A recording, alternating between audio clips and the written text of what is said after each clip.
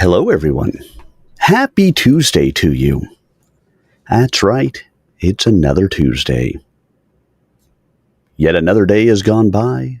Another couple of days have gone by, in fact. A full week since we were last together for a dedicated story time evening. And we're back with Split Infinity, the first book in the Apprentice Adept series by Piers Anthony. If you have not had a chance to check out any of the previous chapters, all available on my YouTube channel, youtube.com/@SirArminius. Tonight, we'll dive in starting in Chapter 8, see how far we make it through. Last week, my voice was not where I wanted it to be. We made it through one chapter. We made it through Chapter 7.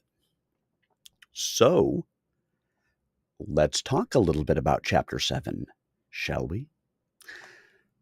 In Chapter 7, Stile had found a unicorn. Actually, at the end of Chapter 6. Chapter 7, he goes up and thinks, I'm just going to tame this unicorn, just like I would a horse. And he comes to find out, tain't so easy, sir. No, it is not. But now it is better. And he is able to, get through and figure out what he needs to do to tame a unicorn. And it turns out that this equine runs him through his paces, does flips in the air, does a 5-step trot, which no horse should be able to do, but she does. She jumps like a pogo stick. She takes him through streams full of leeches, or lampreys, I think they called them. And,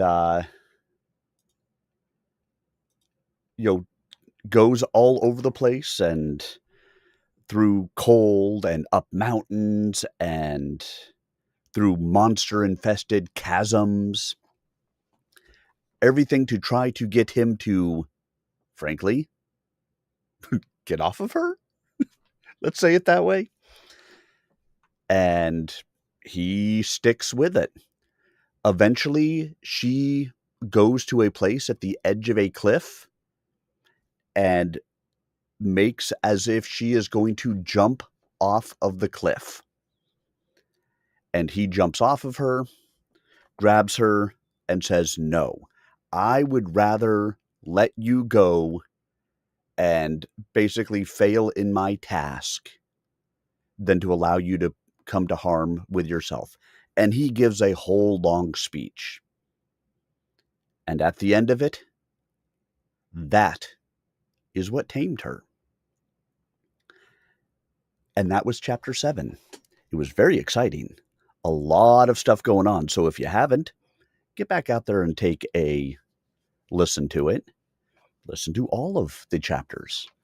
You know you want to. That's what they're there for. So you can listen and get into them just like I do. But tonight, we'll start into Chapter 8.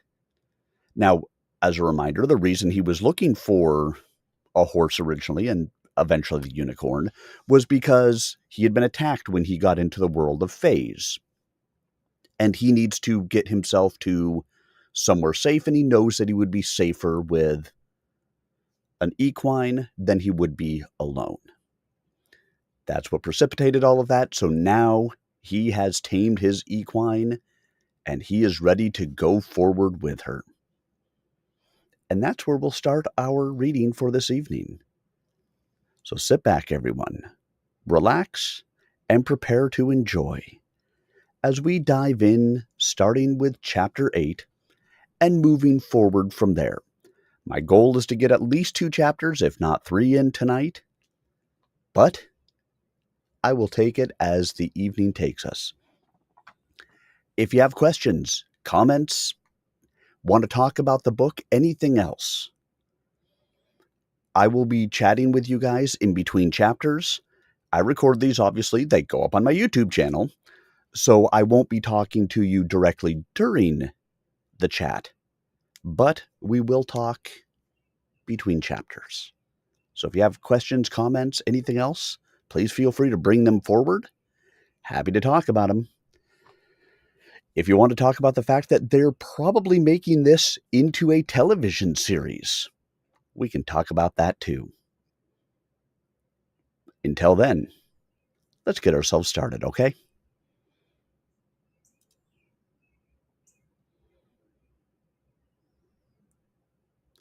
Chapter 8.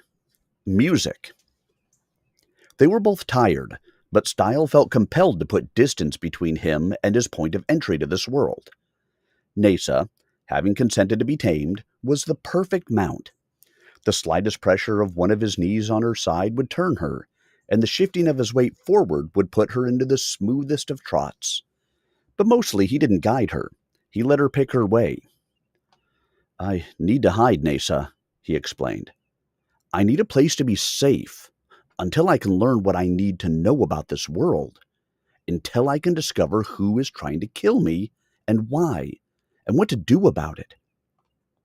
Or whether my experience with the amulet demon was mere coincidence, a random trap, nothing personal. But until I know this land better, I have no notion where to hide. Paradox. She listened, then made a gesture with her horn, pointing west, and tapped a forefoot. It's almost as if you understand me, he said, amused. At least you understand my need. If you know of a place to go, then by all means, take me there, girl. But first, he paused to gather some straw from a mature field and fashioned it into a crude saddle. I don't really need a saddle, Nasa, but my weight will make your back sore in time unless it is properly distributed. The human seat bones don't quite jibe with the equine backbone. This straw is not ideal, but it's better than nothing. We have to get my weight off your ribs and over your withers, your shoulders. That's where you can most comfortably support it. And a token girth to hold it on, so I won't have to yank at your beautiful black mane anymore. Nasa submitted to this indignity and carried him westward across the amber plain north of the purple mountains, her speed picking up as her strength returned.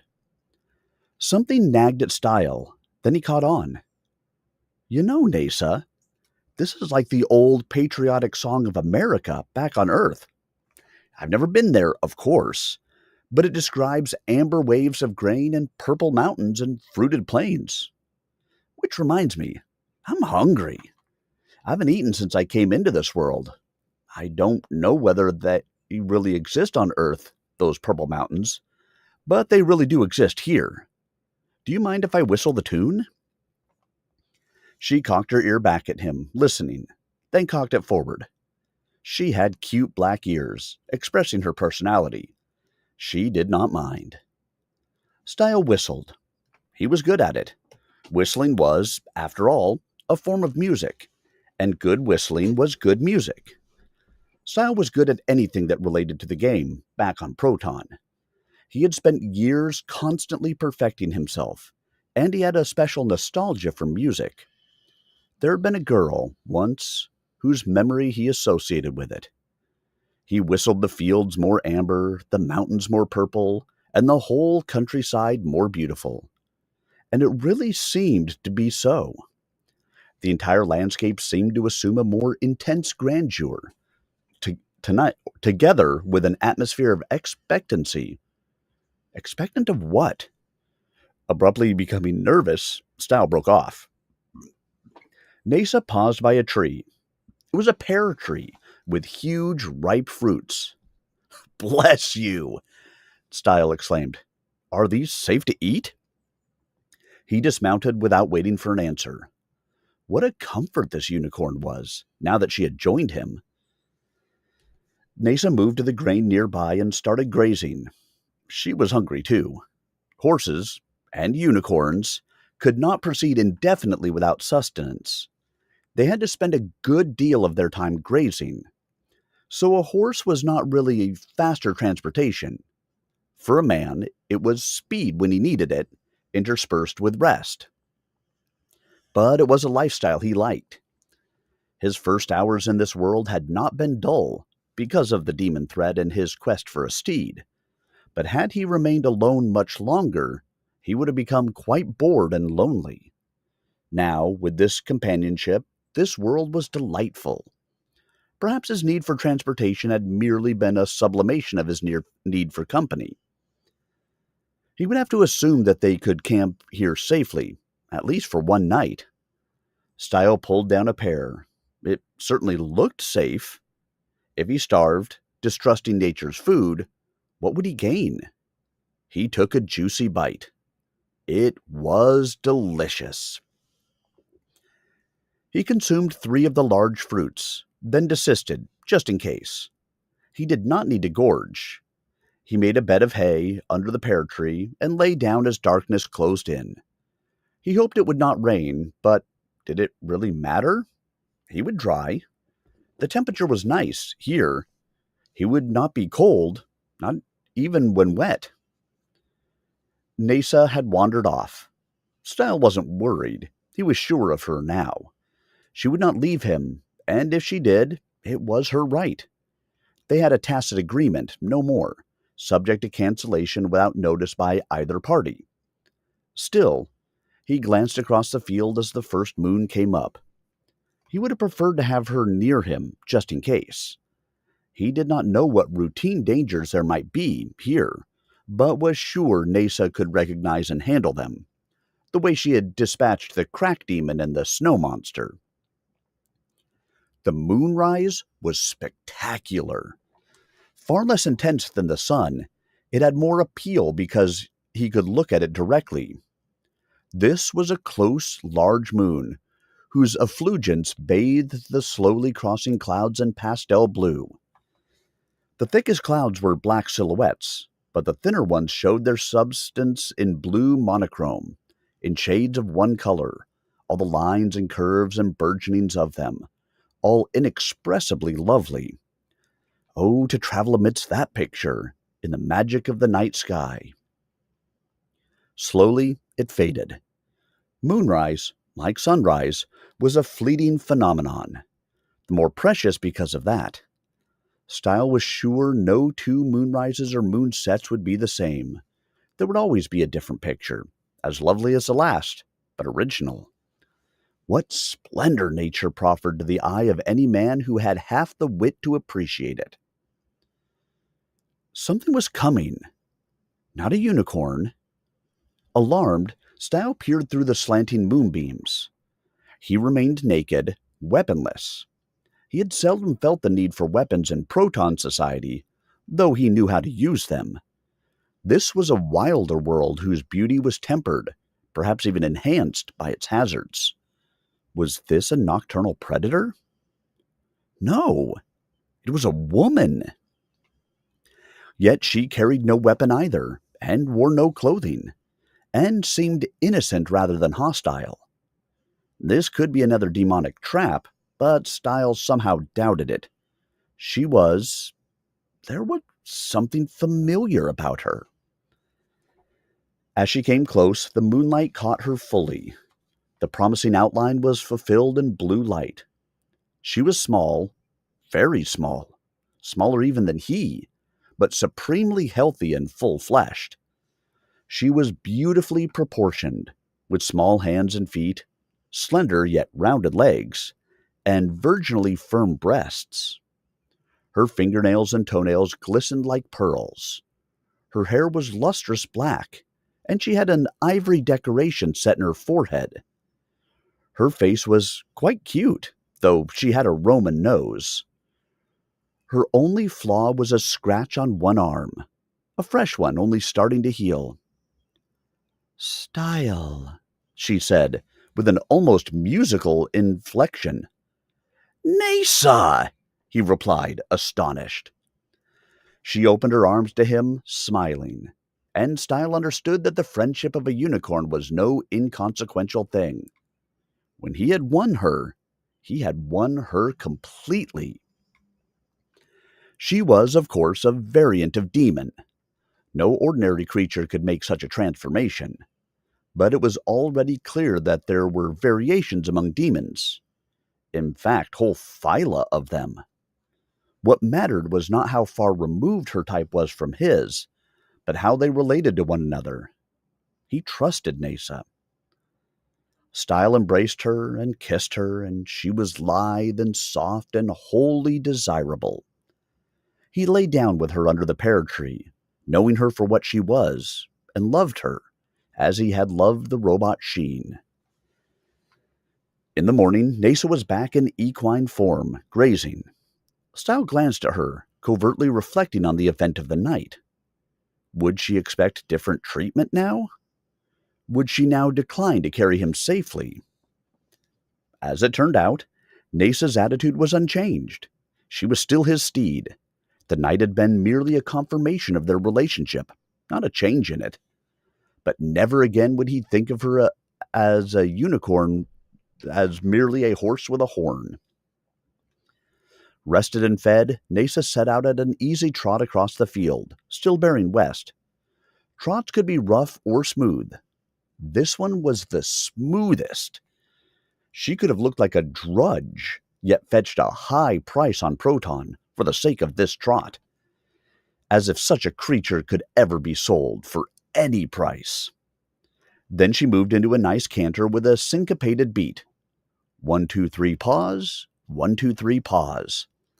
A canter, to his way of thinking, was a trot by the forefeet and a gallop by the rear feet. It too could vary greatly in comfort, depending on the steed's nature and mood. Stile enjoyed this. How nice it was to ride this fine animal without fighting her. Nasa shifted into a variant of the trot. The pace, in which the left feet moved together and the right feet together also. 2 beats, throwing him from side to side, but covering the ground faster than an ordinary trot. Then back into a canter, but not an ordinary one. Her rear hooves were striking the ground together, synced with her right front hoof, so that this was another 2-beat gait. A single foot alternating with 3 feet. 1, 2, 1, 2. He had to post over the shocks, lest his bones begin to rattle. She was showing off her gaits, proving that no horse could match her in variety or facility. Yesterday she had demonstrated gaits from 1 beat to 5. Now she was doing the variations. "This is great stuff, Nasa," he said warmly. "You are the most versatile hoofer I know." For this was an aspect of companionship, performing for an appreciative friend.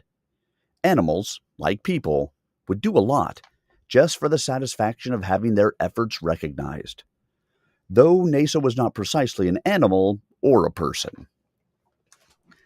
Just when Stile thought he had experienced the whole of her repertoire, Nasa surprised him again. She began to play music through her horn. Not an occasional melodic note, but genuine tunes. Her hooves beat counterpoint to the sustained notes, making a dramatic march. "The 5-beat gait!" Stile exclaimed. "That's what it's for! Syncopation, going with your music." She moved into the 5-beat, playing an intricate melody that fit that beat perfectly. This time her motion was easy, not designed to unseat him, and he liked it.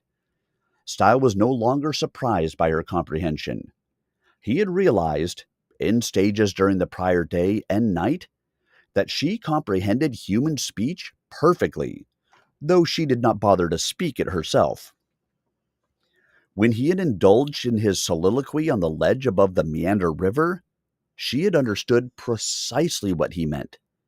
His meaning, not his tone, had converted her. That was good, because he had meant exactly what he said.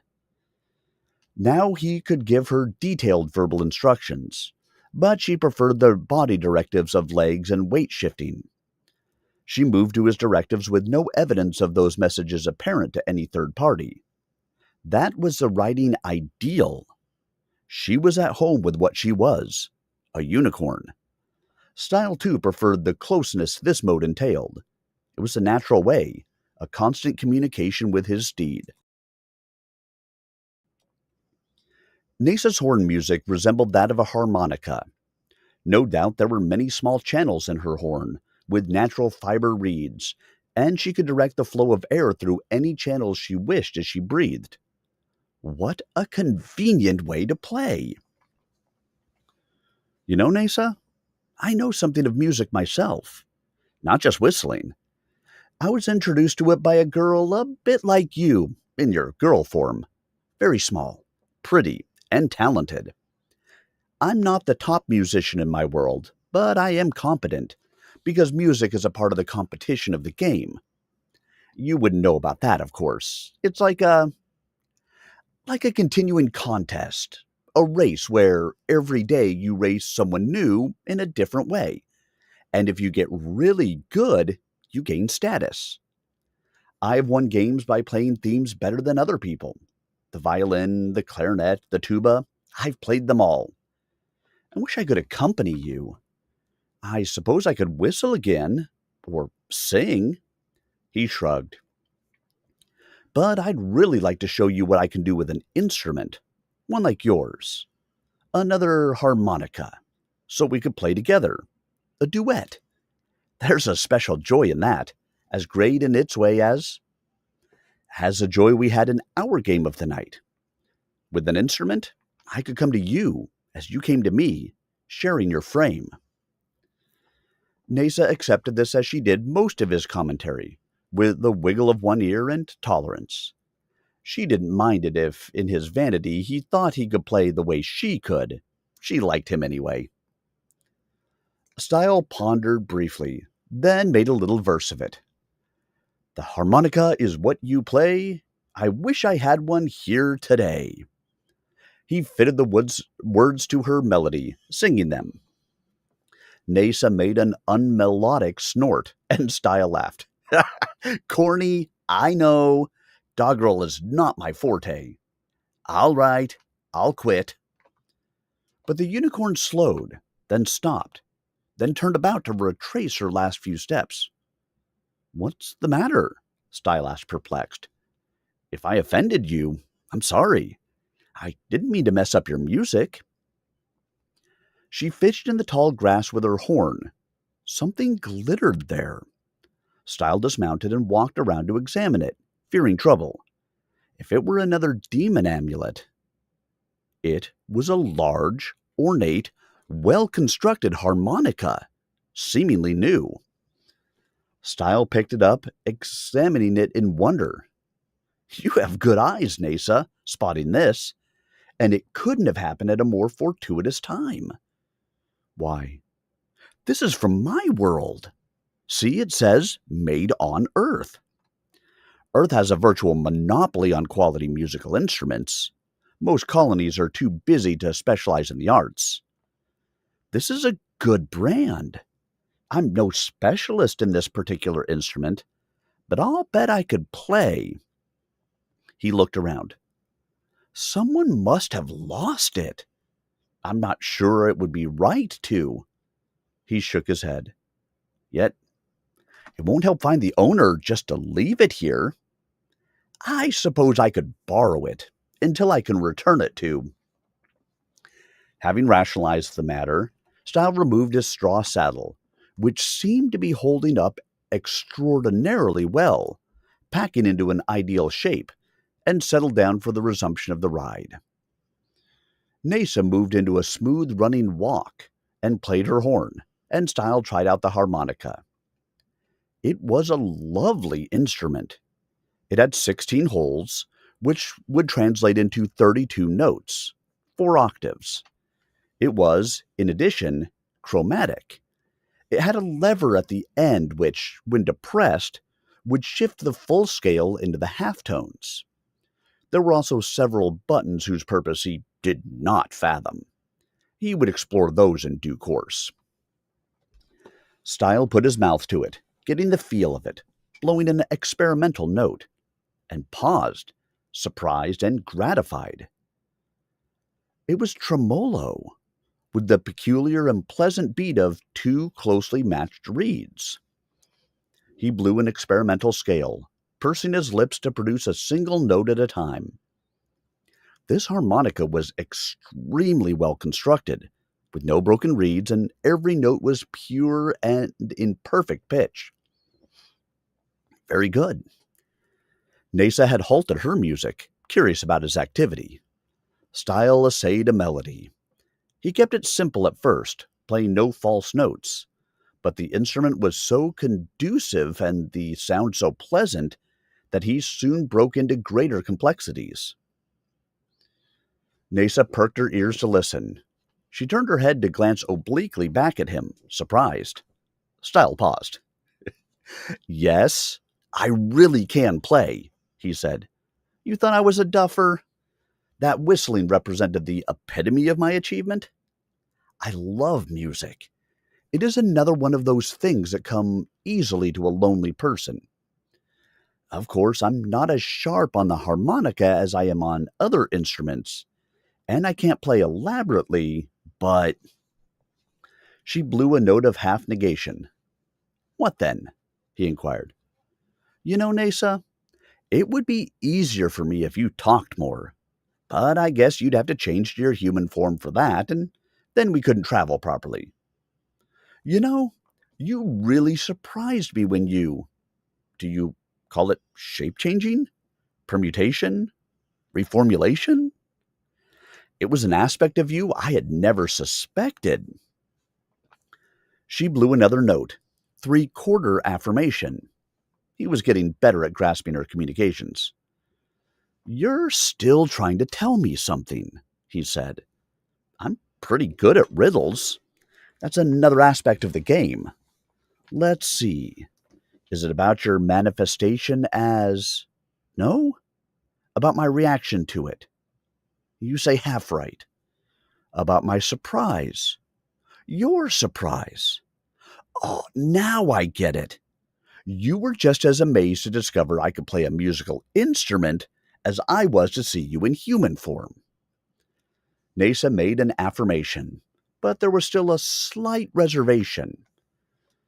Stile pursued the matter further.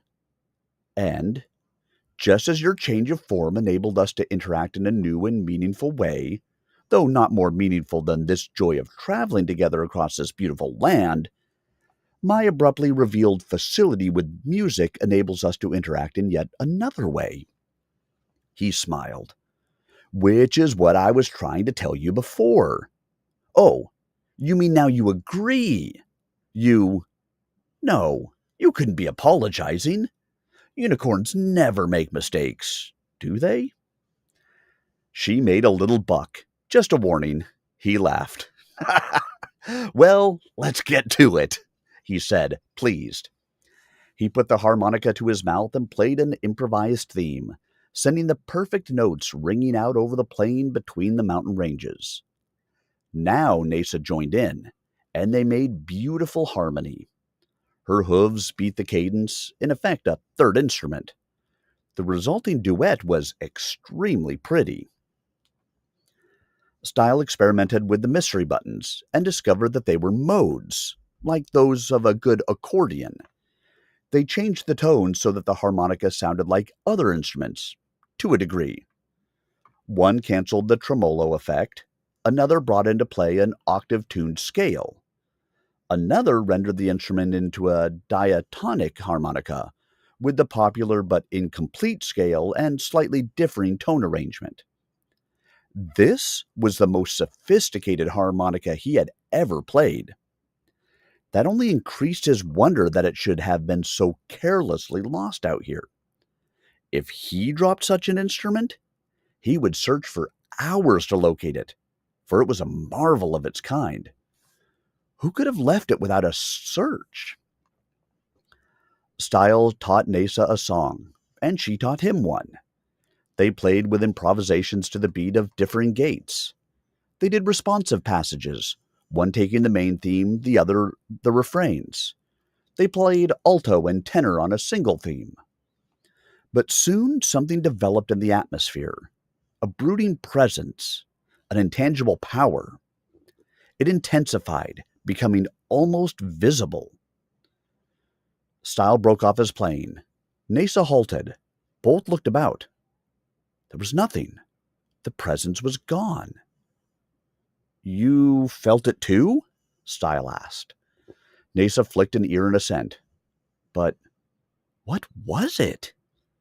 She shrugged, almost dislodging his impromptu saddle. Stile checked his woven straw cinch to see if it was broken. It wasn't. The strap had merely worked loose from the ring, as happened on occasion. He threaded it through again properly so that it would hold, and did a double take. Strap? Ring? He jumped to the ground and looked at his handiwork. Loose straw was shedding from it, but underneath it was a well-made, if battered, leather saddle, comfortable from long use. He had fashioned a padding of straw. It had been straw this morning when he put it on her. Where had the saddle come from? Nasa? But how would she know? She could not have put it there. She turned her head to gaze directly at him. Then she turned it farther, touching the saddle with her horn, and looked at him, surprised. Someone has given us a saddle, Stile said. Yet there was no way. It was straw this morning. I was riding you this whole time. She blew a nervous note. She didn't know what to make of it either. Magic, Stile said. This is a realm of magic. There was magic in the air just now. Spell? Nasa agreed. Could it be my nemesis? The one I think tried to kill me? Stile asked. Show me his power. Yet the saddle is helpful, not harmful. It's something I needed, and it's a good one. And he paused, partly nervous, partly awed. And the harmonica that appeared like magic when I wanted it. Nasa, is someone or something trying to help us?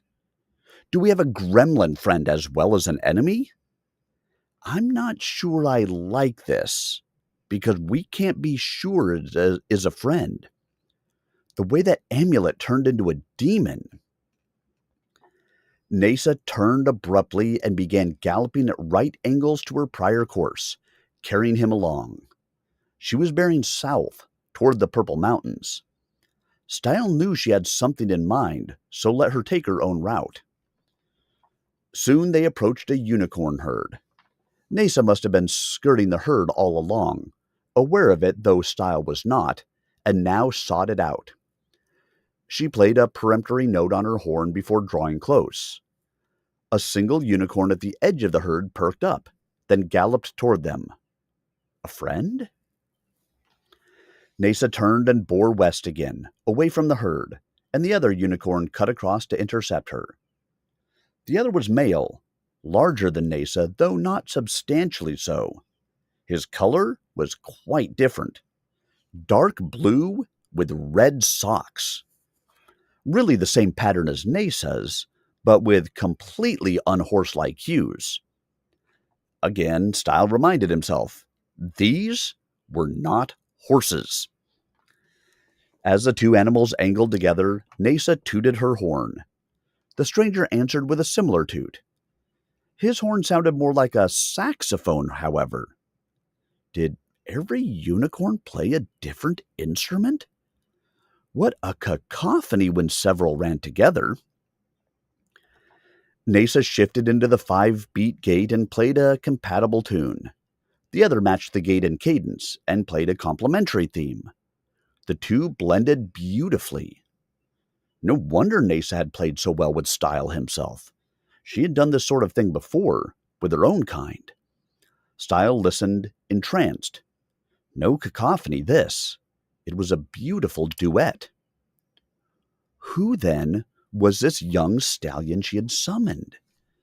Stile did not really want his presence advertised, but he knew Nasa understood that and was acting in his interest. She had to have reason. This must be some friend she trusted, who could help them discover the nature of the magic, or protect them from it if necessary. They ran until well clear of the herd. Then they slowed, their harmonies slowing with them. Nasa finally deposited Stile by a handsome nut tree and started grazing. It was the middle of the day, lunch break.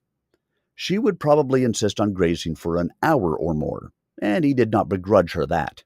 She needed her strength, still not entirely restored after yesterday's trial. He removed the saddle and set it under the tree.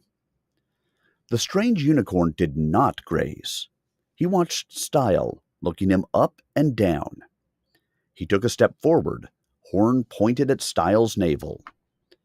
The musical instrument was now a weapon, without doubt. Stile stood still, chewing on a nut, relaxed, but ready to move in a hurry if the creature charged. The unicorn blew a single derisive note, shimmered, and became a man. The man was clothed. He wore furry leather trousers, a blue long-sleeved shirt, solid low boots, red socks, and a floppy light blue hat. His hands were covered by heavy fiber gloves. A rapier hung at his side. Astonished, Stile stared. A citizen? Here? "So, thou art the creep who's been messing with my sister," the man said, his right hand fingering the hilt of the rapier. Just what he needed. A protective brother. Now Stile saw the forehead spike, similar to Nasa's. No citizen, ordinary people wore clothing here, he remembered now. It was voluntary, Stile said tightly. "Ha! I saw her charging up Snow Mountain yesterday, trying to shake thee off. Thou art lucky she changed not into a firefly and let thee drop into a crevasse." Oh, the unicorn was talking about the day, not the night.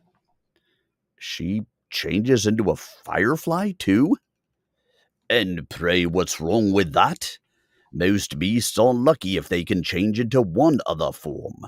We each have two." He shimmered again and became a hawk. The bird winged upward at a 45-degree angle, then looped and dived toward Stile. Stile threw himself aside, and the man was back, appearing just as the bird seemed about to crash into the ground.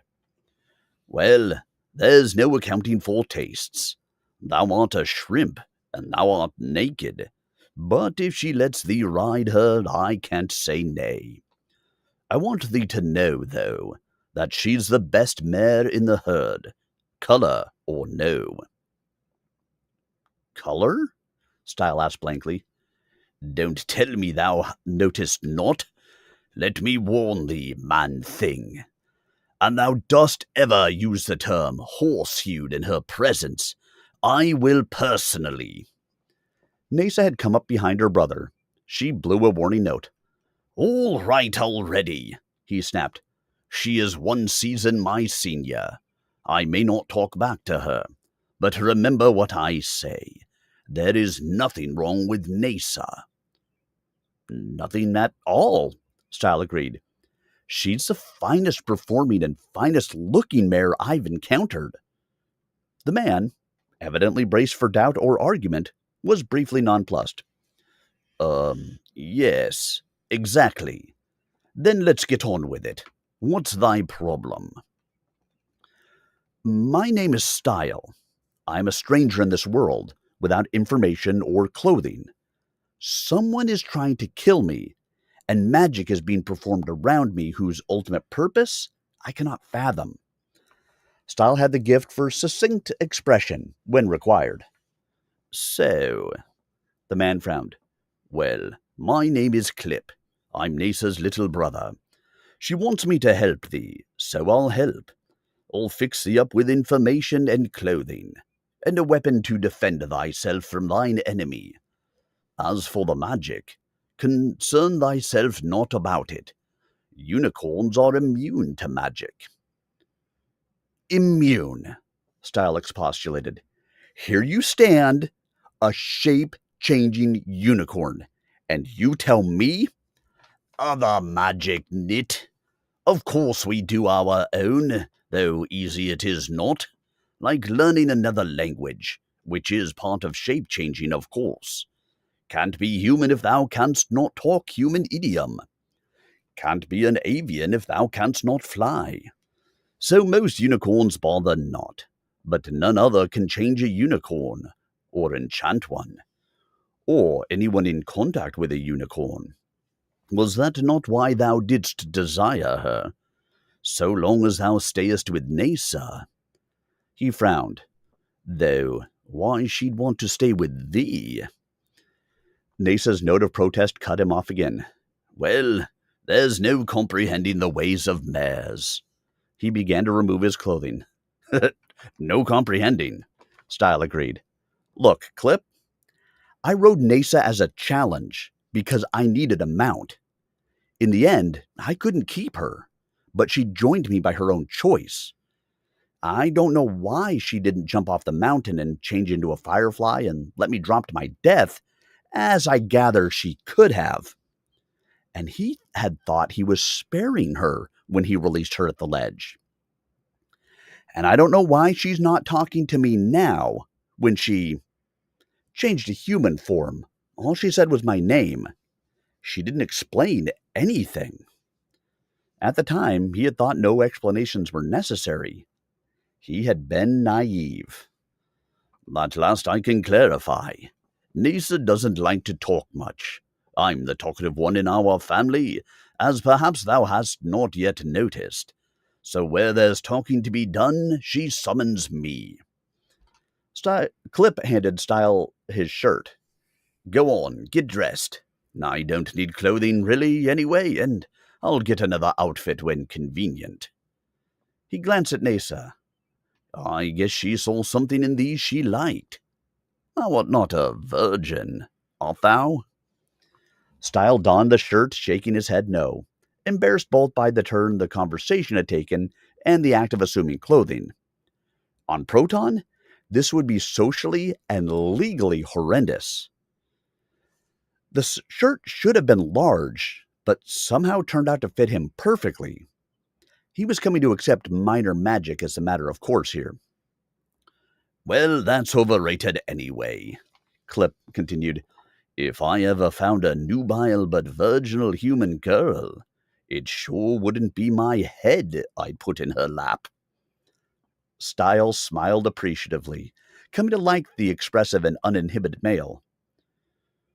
What would a unicorn or what an equine form want with a human girl anyway? Oh, that's easy. The trousers were passed over. The herd stallion co-opts all the best unicorn mares, which leaves us young males hard up. A unicorn does not live by grain alone, thou knowest. So, though human flesh is less sweet than equine, even the touch of a fair maiden's hand is. I begin to get the picture. The trousers fit perfectly also. Stile suppressed another twinge of guilt, donning clothing. This was not Proton, and clothing lacked the significance it had there. Out here in the wilderness, clothing became functional on more than a social basis. Yet, that being the case, an attractive mare shouldn't have any trouble. Nasa abruptly turned away. Clip lowered his voice. All right, man. I see thou really knowest not, and thou'dst better. Then are horses in unicorn ancestry. Not nice to mention it, any more than the apes in thine ancestry. There are no apes in my... See what I mean? Sensitive subject. But on occasion there are throwbacks. When a unicorn is birthed without a horn, that is, without the horn button, couldn't have a full horn before birth, of course. It is killed in simple mercy. But color is a borderline matter. If it is otherwise perfect, that unicorn is permitted to survive. But there is always that stigma. Clip frowned, glancing covertly at Nasa. Nasa is colored like a horse. Stile said, catching on. So she is outcast. Thou hast it. It is no official thing, for she is a full unicorn. But the herd stallion won't breed her. And of course none of the lesser males dare. Nobody touches a young mare without the herd stallion's permission, and he won't give it, because that would seem to infringe on his prerogative. Our kind is like that. Simple logic is no substitute for pride. Some would have it that mules are the stubbornest of equines, but that is a dastardly slight on the stubbornness of the unicorn. So for 2 seasons now, Nasa has gone unbred, all because of her color, and maybe her size. Stile realized that his effort of the past night did not count. He was a man, not a stallion. He could play with a female like Nasa, but could never breed her, any more than a stallion in human form could breed a human girl. That is outrageous! She's a fine unicorn. The stallion should either breed her or free her. Thou knowest thou art only a man, Clip said, handing Stile the rapier. But thy personality hath its redeeming aspects. Thou really likest Nasa. I chose her because she was the finest steed I'd ever seen, Stile said seriously. I loved her in that fashion from the start. To me, there's no better creature than a perfect equine. So thou never, until I spoke to thee, knew what was wrong with her.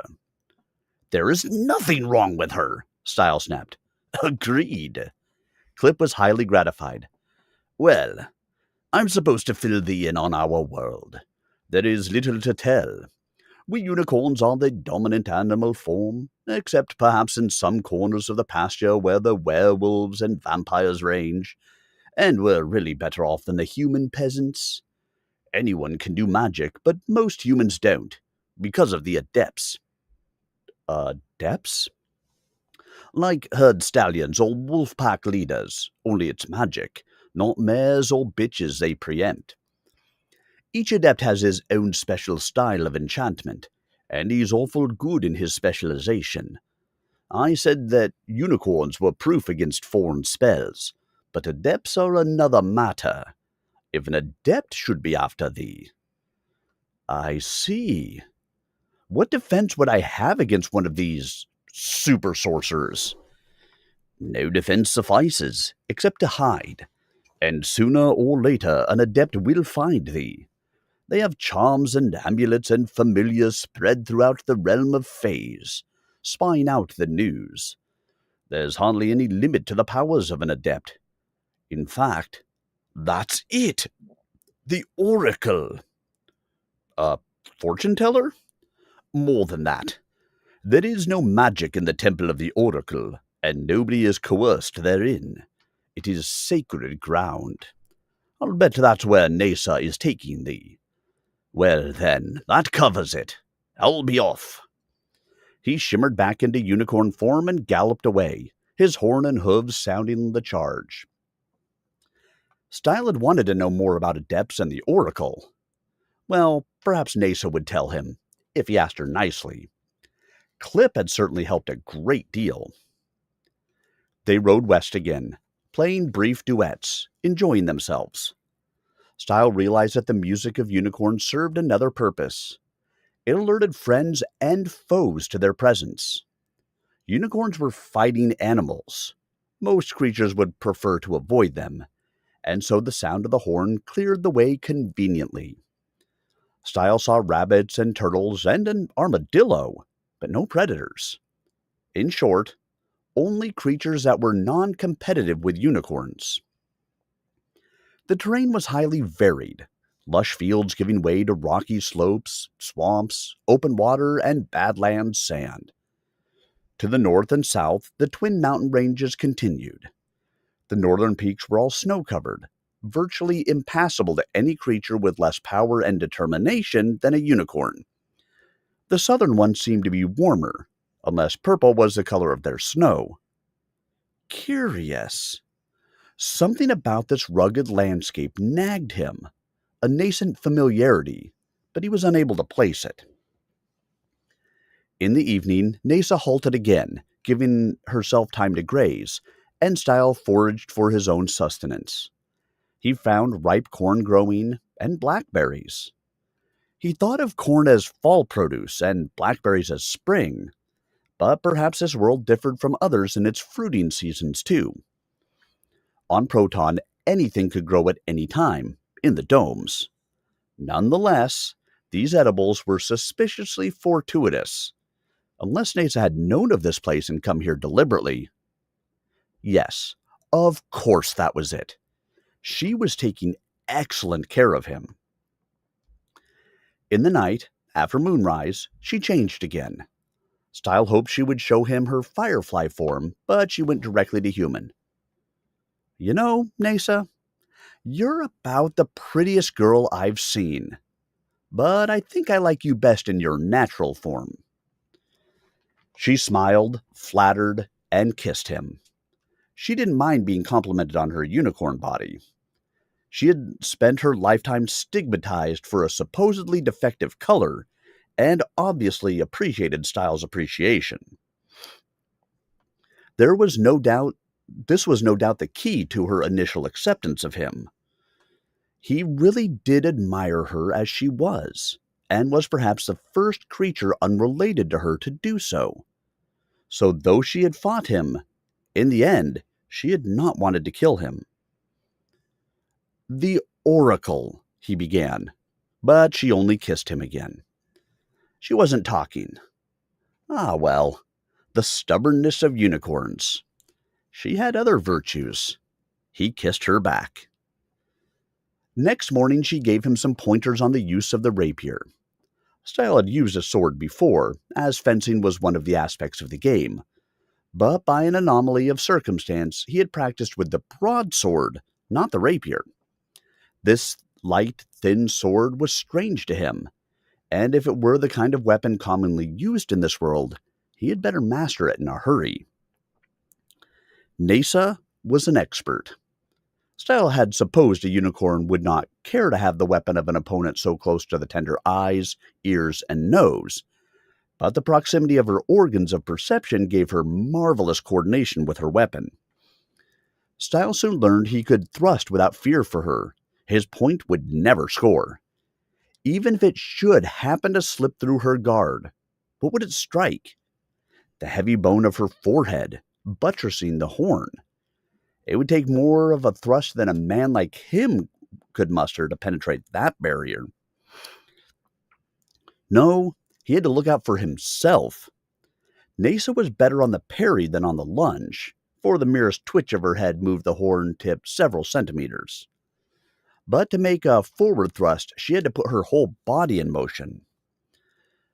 Thus she was best equipped for defense against a charging adversary, either allowing the other to impale himself on her firm point, or knocking aside his weapon. Stile, forced to attack, found himself disarmed repeatedly, her horn bearing instantly on his vulnerable chest.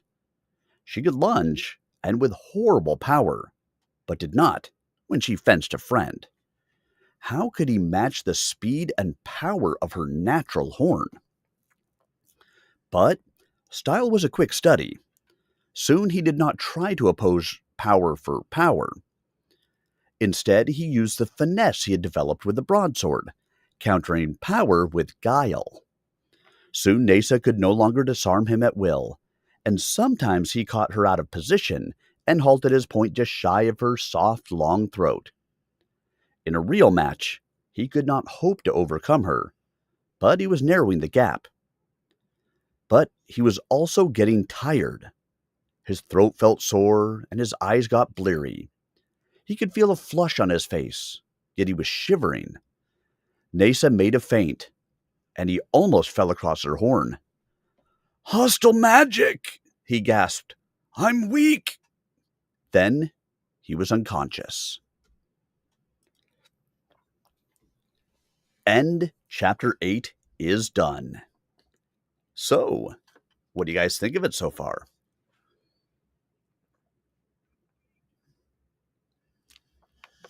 Are you enjoying Split Infinity. So as we can see, from the picture on the book, and let me put it up for those of you guys who might be on TikTok. Let me move this up for a minute. Boop. As you can see, we just got to where was on the cover of the book. Why, thank you, Joy in general. Yeah, well, and to be fair, obviously the script in here does go medieval, which is why I decided to go with the English accent for it, because we go with "twas" and all of those types of things. But like I said, we got to the picture that is on the cover of the book now with Stile fencing Nasa with the rapier. Although, for whatever reason, he's not wearing a shirt in this picture. We know he put a shirt on. Come on now. They just wanted to show off his, 6-pack abs there. Was that an 8-pack? 12-pack? He's got a lot of abs. Anyway, let me put this back down. Whoop. And so, again, hopefully you guys are enjoying as we go through. Again, as we've talked about on some of this, I'm really hoping, I'm excited to see how they do this for a television show. Obviously with CGI, being able to change from the unicorn into a bird, into man or woman, and all that stuff is going to be really, really kind of fun to see. I'm excited. All right, guys. Let's dive now into chapter 9. Of course, if you guys have any questions, comments about the book, anything else, please feel free to put that into chat. I am happy to answer questions. You're welcome to chat amongst yourselves as well. But until this next chapter is over, let's get back into it.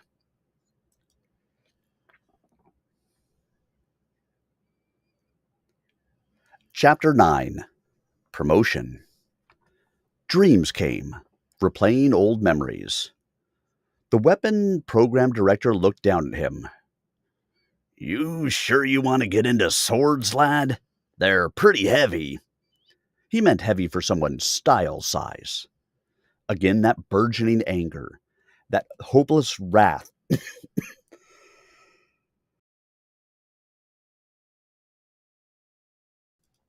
Instigated by the careless affronts of strangers. That determination to damn well prove he was not as small as they saw him. To prove it, most of all, to himself. I need a sword. For the game. Ah, the game. The man squinted at him judiciously. Maybe I've seen you there. Name? Stile. For a moment, he hoped he had some compensating notoriety from the game. The man shook his head. Nah, must have been someone else. A child star, I think. So, Stile reminded this oaf of a child. Didn't even occur to the program director that such a reference might be less than complimentary to a grown man. But it would be pointless to react openly, or covertly. Why couldn't he just ignore what others thought? Let their opinions flow from his back like idle water. Stile was good at the game, but not that good. Not yet. He had a number of weaknesses to work on, and this was one. Maybe you'll see me sometime with a sword. The director smiled condescendingly. It is your privilege. What kind did you want? The rapier. The man checked his list. That class is filled. I could put you on the reserve list for next month. This was a disappointment. Stile had admired the finesse of the rapier and felt that he could do well with it. No, I have time available now. The only open class today is the broadsword. I doubt you'd want that. Stile doubted it too, but he did not appreciate the director's all too typical attitude. It was one thing to be looked down on, another to accept it with proper grace. I'll take the broadsword. The man could not refuse him. Any serf was entitled to any training available, so long as he was employed and the training did not interfere with his assigned duties. I don't know if we have an instructor your size. Stile thought of going up against a giant for his first lesson. He did not relish that either. Aren't you supposed to have a full range of robots? The man checked. He was obviously placing difficulties in the way, trying to discourage what he felt would be a wasted effort. He could get a reprimand from his own employer if he placed a serf in an inappropriate class and an injury resulted. Well, we do have one, but I'll take that one, Stile said firmly. This oaf was not going to balk him. The director shrugged, smiling less than graciously. Room 21. Stile was startled. That happened to be his age. 21. He had been a stable hand for a year now. Coincidence, surely. He thanked the director perfunctorily and went to room 21. Good afternoon, ma'am, the instructor said, coming to life. Please allow me to put this protective halter on you, so there is no untoward accidents. She held out the armored halter. A female robot. Programmed, of course, for a woman. That was how the problem of size had been solved. Stile imagined the director's smirk, if he left now. He gritted his teeth. I don't need the halter. I'm a man. How significant that statement seemed.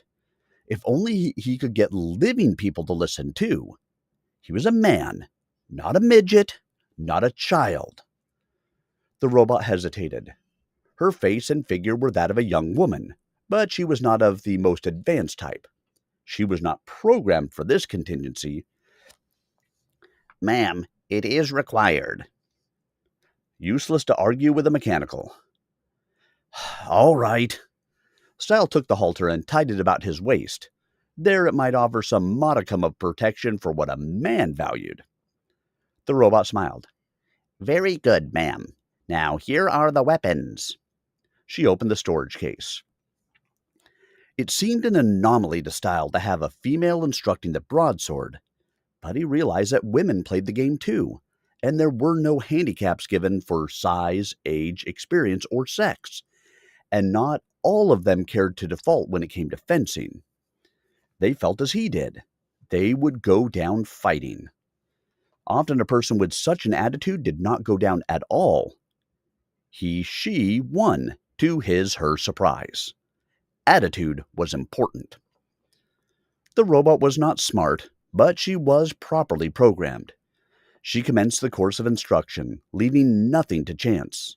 Stance, motion, strategy, exercises for homework to increase facility, safety precautions, scoring mechanisms, and self-rating scale.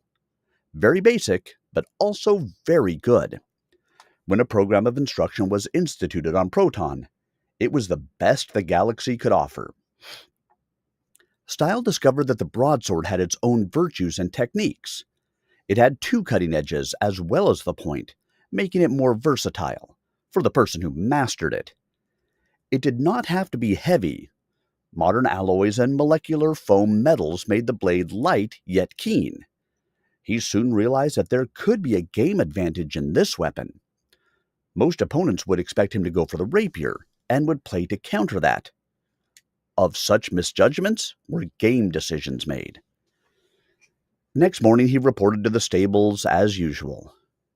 Stile, we're bringing in a robot trainer from another farm, the foreman said. Name's Roberta. Get out to the receiving gate and bring her in. And he smiled privately. Stile went without question, knowing another stable hand would be assigned to cover his chores in the interim. He had been given a post of distinction, greeter to a new trainer. No doubt Roberta was a very special machine. She was already at the gate when Stile arrived. She was in the shade of a dwarf eucalyptus tree, mounted on a fine bay mare about 16 hands high. The gatekeeper pointed her out, half hiding a smirk. What was so funny about this robot? Stile was reminded uncomfortably of the weapon program director, who had known about the female robot instructor. Being deceived in any fashion by a robot was always an embarrassment, since no robot intentionally deceived, unless programmed to. But that was another matter. This one did not look special. Flowing yellow hair, a perfect figure, standard, since they could make humanoid robots any shape desired. Why make a grotesquerie? She seemed small to be a trainer, smaller than the fencing instructor he had worked with. She was a rider, obviously. Was she also a jockey? To break in the most promising horses for racing. No robot jockey could actually race, by law, but no living person had the programmed patience of a training machine, and the horses did well with such assistance. "Roberta, follow me," Stile said, and began walking along the access trail. The robot did not follow. Stile paused and turned, annoyed. "Roberta, accompany me, if you please." That last was a bit of irony, as robots lacked free will. She merely looked at him, smiling. Oh no! Was she an idiot model, not programmed for verbal directives? Yet virtually all humanoid robots were keyed to respond at least to their names. "Roberta," he said peremptorily. The mare perked her ears at him. The girl chuckled. "She only responds to properly couched directives," she said. Stile's eyes passed from girl to mare. A slow flush forged up to his hairline. "The horse," he said. "Roberta, say hello to the red man," the girl said, touching the horse's head with her crop. The mare neighed. "A robot horse," Stile repeated numbly. "A living girl." "You're very intelligent," the girl said. "What's your name?" Stile. Of all the pitfalls to fall into. "Well, Stile, if you care to mount Roberta, you can take her in." His embarrassment was replaced by another kind of awkwardness. "I am a stable hand. I don't ride." She dismounted smoothly. Afoot, she was slightly shorter than he, to his surprise. She evinced the confidence normally associated with a larger person, though of course height was less important to women. "You're obviously a jockey, Stile, as I am. Don't try to fool me." "That's Stile. Noah," he said. "Stile Noah? What an unusual appellation." "Just Stile. What's your name?" "I'm Toon. Now that the amenities are complete, get your butt on that robot." "You don't understand. Stable hands tend horses. They don't ride." "This is not a horse. It's a robot. Who ever heard of a jockey who didn't ride?" "I told you, I'm not." Then it burst upon him. "That's why my employer chose me. Because I'm small. He wanted a potential jockey." "Your comprehension is positively effulgent." Do you really think?" "It is obvious. Why else would anyone want serfs our size? Your employer started you on the ground, huh? Slinging dung?" "Slinging dung," he agreed, feeling better. This girl was small. She was not really making fun of him. She was playfully teasing him. "Until I found a worm." "A whole worm?" she asked round-eyed. "How did it taste?" "A parasite worm. In the manure." "They don't taste very good." "Now I've been a year in the stable. I don't know a thing about riding." "Ha! You've watched every move the riders make," Toon said. I know. I started that way too. I wasn't lucky enough to find a worm. I worked my way up. Now I race. Don't win many, but I've placed often enough. Except now I'm on loan to do some training. For those who follow after, etc. Come on, I'll show you how to ride. Stile hesitated. I don't think I'm supposed to. For crying in silence, she exclaimed. Do I have to hand feed you? Get up behind me. Roberta won't mind. It's not the horse. It's my employer's policy. He's very strict about. He told you not to take a lift on a robot? No, but what will he say if you don't get Roberta to your stable at all? Was she threatening him? Better her displeasure than that of his employer. Suppose I just put you back on the horse and lead her in. Toon shrugged. She had the figure for it. Suppose you try. Call one bluff. Stile stepped in close to lift her. Toon met him with a sudden, passionate kiss. Stile reeled as from a body block. Toon drew back and surveyed him for all of 10 centimeters distance. Had enough? You can't lead Roberta anyway. She's programmed only for riding. Stile realized he was overmatched. We'll do it your way. It'll be your fault if I get fired. I just knew you'd see the light, she exclaimed, pleased. She put her foot in the stirrup and swung into the saddle. Then she removed her foot. Use the stirrup. Hold on to me. Lift your left foot. It's a big step the first time. It was indeed. 16 hands was over 1.6 meters, a tenth of a meter taller than he was. He had to heft his foot up past waist height to get it into the stirrup. He had seen riders mount smoothly, but his observation did not translate into competence for himself. Toon was in the way. He was afraid he'd bang his head into her left breast, trying to scramble up. She chuckled and reached down with her left hand, catching him in the armpit. She hauled as he heaved, and he came up and banged his head into her breast. Swing it around behind, over the horse, she said. Then, at his stunned pause, she added, I'm referring to your right leg, clumsy. Stile felt the flush burning right down past his collarbone. He swung his leg around awkwardly. He kneed the horse, but managed to get his leg over, and finally righted himself behind Toon. No one would know him for a gymnast at this moment. That mounting should go down in the record books, she said. Your face is so hot it almost burned my skin. Stile could not see her face, but knew she was smiling merrily. Now put your arms around my waist to steady yourself. Your employer might be mildly perturbed if you fell down and broke your crown. Good gunslingers are hard to replace. He'd figure Roberta was too spirited a nag for you. Numbly, Stile reached around her and hooked his fingers together across her small, firm belly.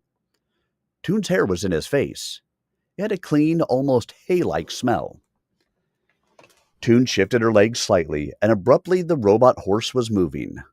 Stile was suddenly exhilarated. This was like sailing on a boat in a slightly choppy sea. The miniature sea with the artificial waves that was part of the game facilities. Toon's body compensated with supple expertise. They proceeded down the path. I've seen you in the game, Toon remarked. You're pretty good, but you're missing some things yet. I started fencing lessons yesterday, Stile said, half flattered, half defensive. That too. What about the performing arts? Well, martial art. She reversed her crop, put it into her mouth, and played a pretty little melody. The thing was a concealed pipe of some kind. perhaps a flute or recorder. Stile was entranced. "That's the loveliest thing I ever heard," he exclaimed when she paused. "Who's steering the horse?" "You don't need reins to steer a horse. Haven't you caught on to that yet? You don't need a saddle to ride either. Not if you know your business.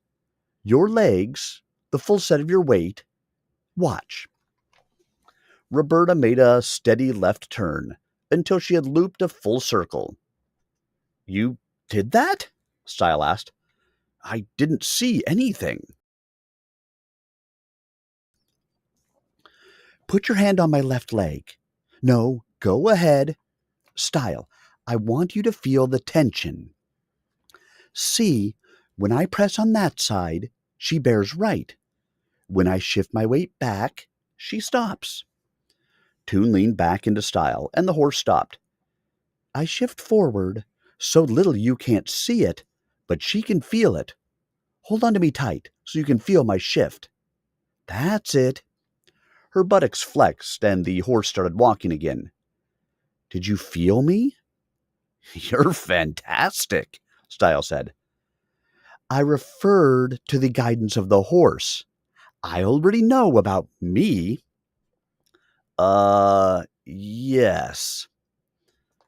"Roberta responds only to correct signals. She has no idiosyncrasies as a living animal might. You have to do it just right with her. That's why she's used for training, so the horses won't teach the riders any bad habits. You noted how she ignored you when you spoke to her from the ground. She responds only to her rider. She's not a plow horse after all." "She's fantastic too." "Oh, she is indeed. But me, I do have two cute little faults." Stile was inordinately interested now. "What are they?" "I lie a little." Meaning he could not trust all of what she had been telling him? Discomforting thought. "What about the other?" "How could you believe it?" There was that, if she lied about it. Toon played her instrument again. It was, she explained, a keyboard harmonica, with the keys concealed. She blew in the end and had a scale of 2.5 octaves available at her touch. Her name was fitting. Her music was exquisite. She was right. He needed to look into music. Toon and Roberta began training the new riders. Stile returned to his routine duties. But suddenly it was not as interesting, handling the horses afoot. His mind was elsewhere. Toon was the first really attractive girl he had encountered who was smaller than he was. Such a little thing, physical height, but what a subjective difference it could make. Today he was lunging the horses.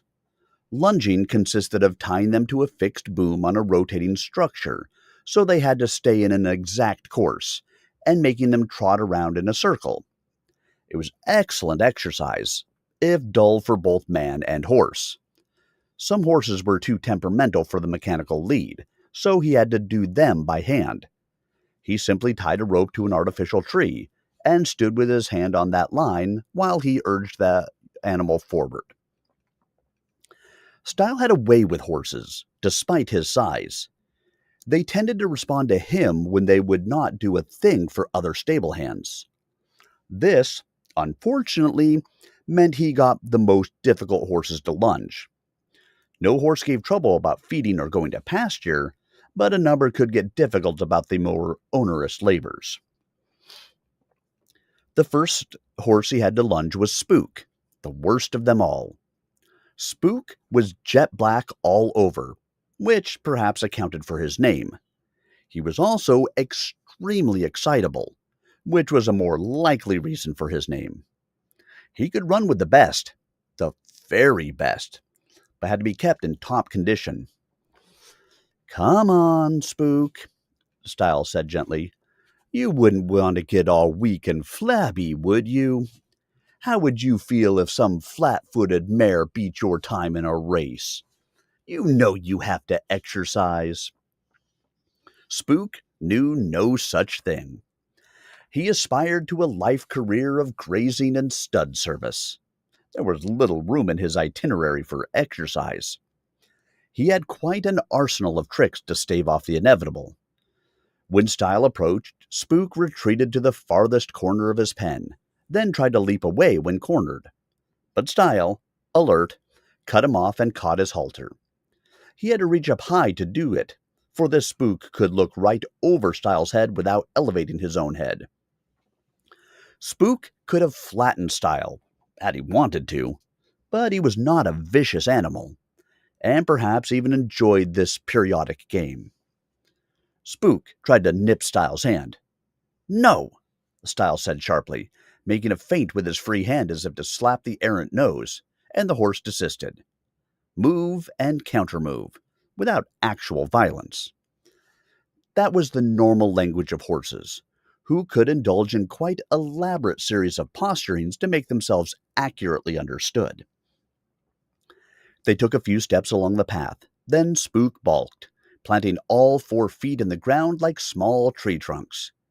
He was, of course, far too heavy for even a large man to budge by simple force. But Stile slapped him lightly on the flank with the free end of the lead line, startling him into motion. One thing about being spooky, it was hard to stand firm.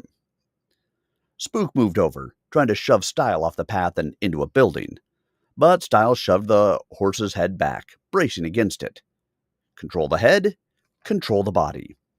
He had learned that principle in martial art, winning matches by hold-downs, though his opponents might outweigh him considerably, because their greater mass became useless against his strategy. Few creatures went far without their heads. Spook tried to lift his head too high for Stile to control. Stile merely hung on, though his feet left the ground. After a moment, the dead weight became too much, and the horse brought his head down. Other stable hands used a martingale on him, a strap to keep the head low, but that made this horse even more excitable. Stile preferred the gentle approach. At last he got Spook to the lunging tree. "Walk," he commanded, making a token gesture with the whip.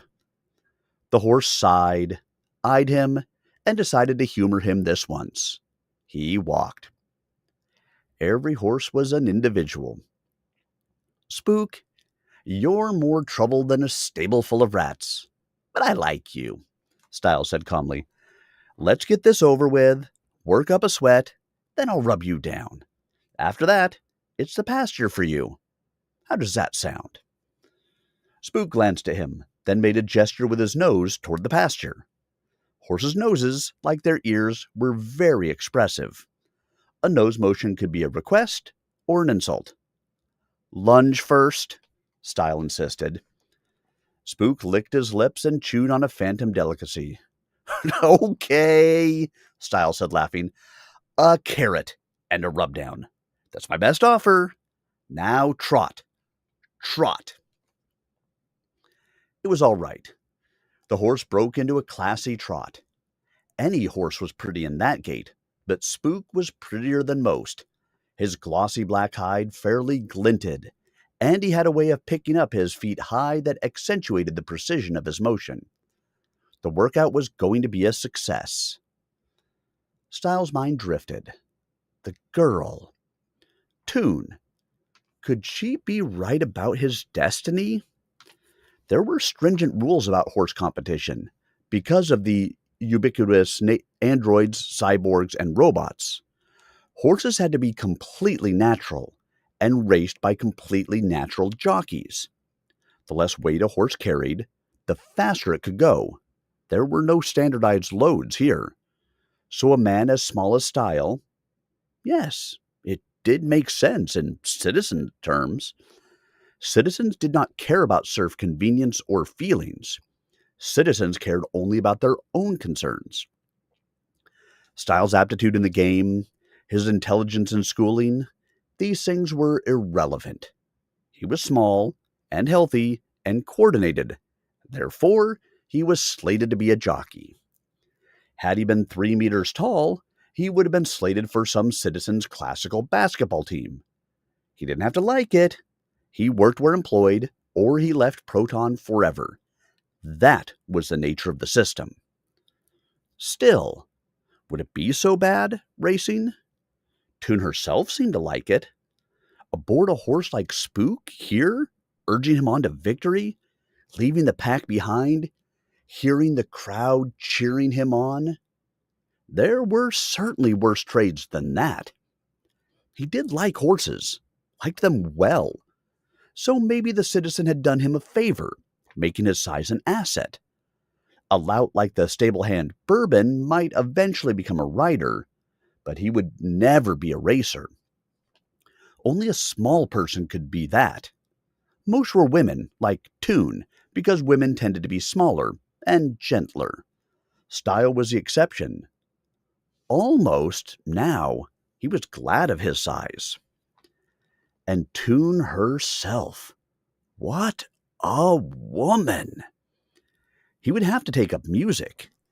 It had never occurred to him that an ordinary serf could create such beauty. What was that instrument? The keyboard harmonica. Her musical solo, emerging as it were from nowhere, had been absolute rapture. Yes, he would have to try his hand at music. That might please her, and he wanted very much to please her. She could, of course, have her pick of men. She had poise and wit and confidence. She could go with a giant if she wanted. Stile could not pick among women. He had to have one shorter than he. Not because he demanded it, but because society did. If he appeared among serfs with a girl who outmassed him, others would laugh, and that would destroy the relationship. So he was the least of many from Toon's perspective, while she was the only one for him. The trouble was, now that he knew he wanted her, his shyness was boiling up, making any direct approach difficult. How should he? "One side, shorty!" It was Bourbon, the stable hand who was Stile's greatest annoyance. Bourbon was adept at getting Stile into mischief, and seemed to resent Stile because he was small.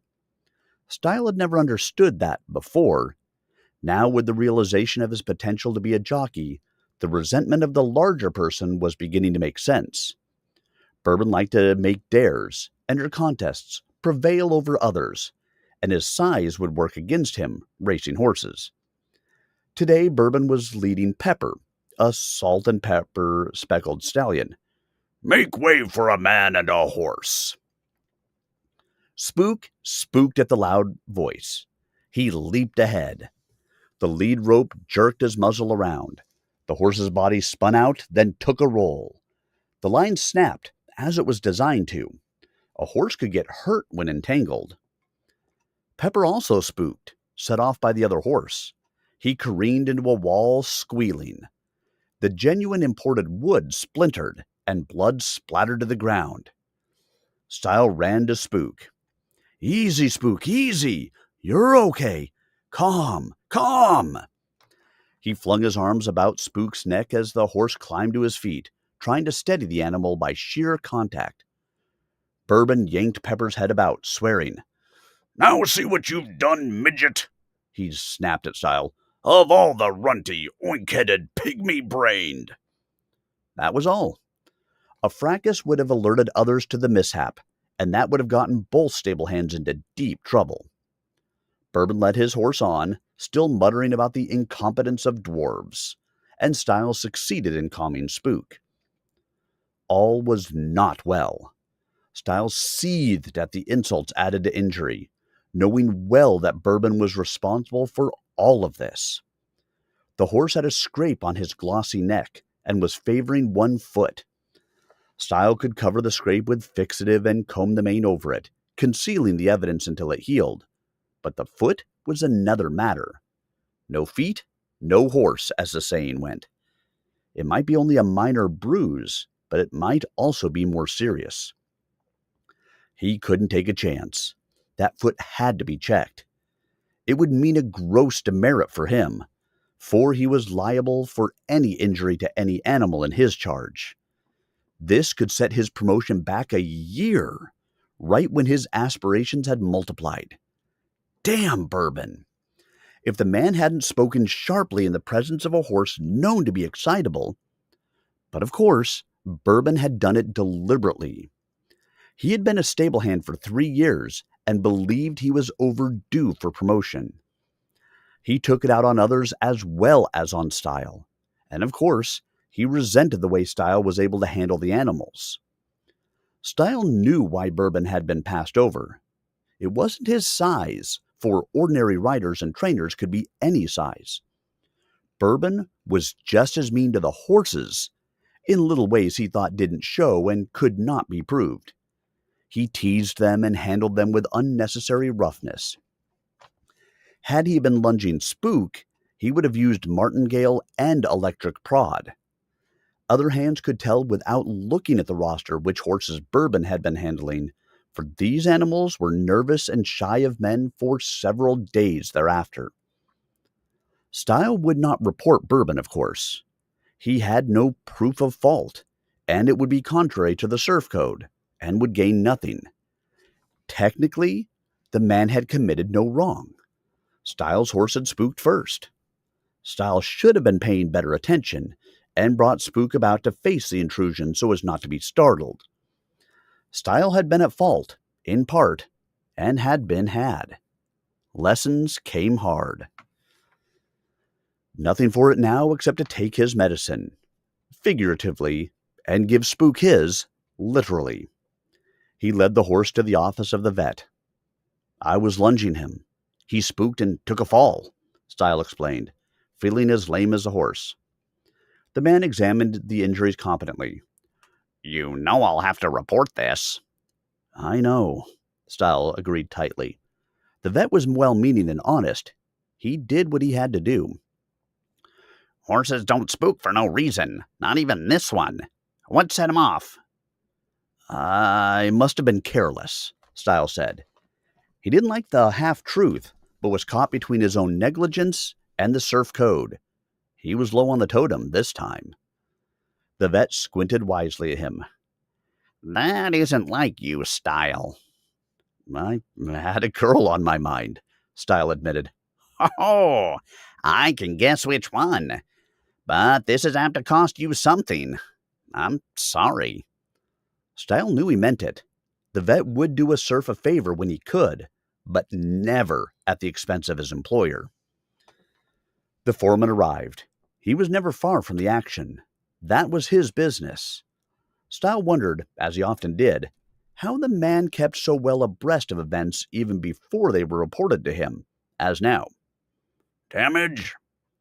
Slight sprain, the vet reported. Be better in a few days.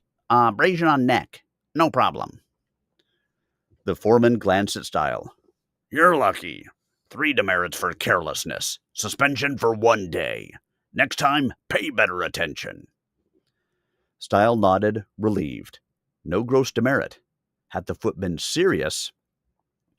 Any extenuating circumstance to report? The foreman prodded. No. That galled Stile. The truth could have halved his punishment. Then take off. You have 1 day to yourself. Stile left. He was free, but it was no holiday.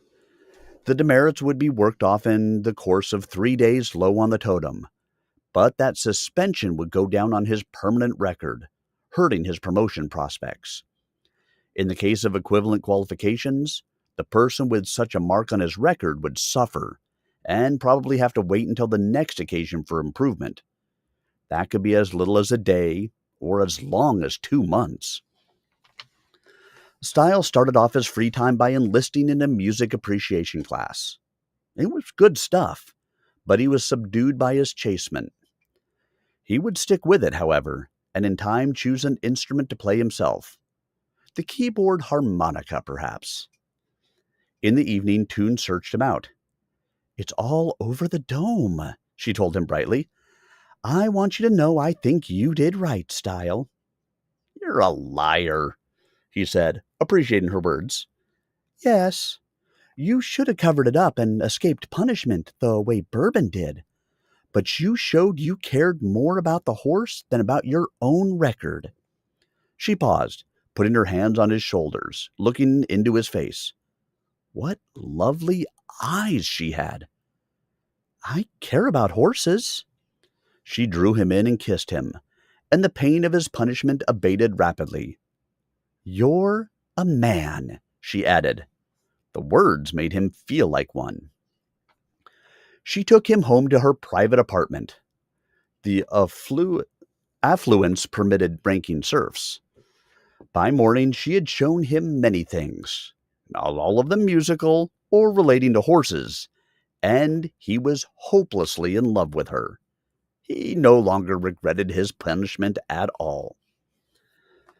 When Stile returned to work next day, at the same hour he had departed, he discovered that he had been moved out of his cabin.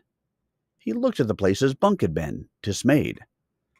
"I know I fouled up, but—" "You don't know?"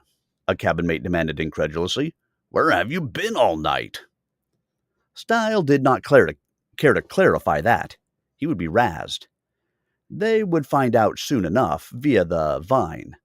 Toon, though small, was much in the eye of the local serfs, and not just because of her position and competence.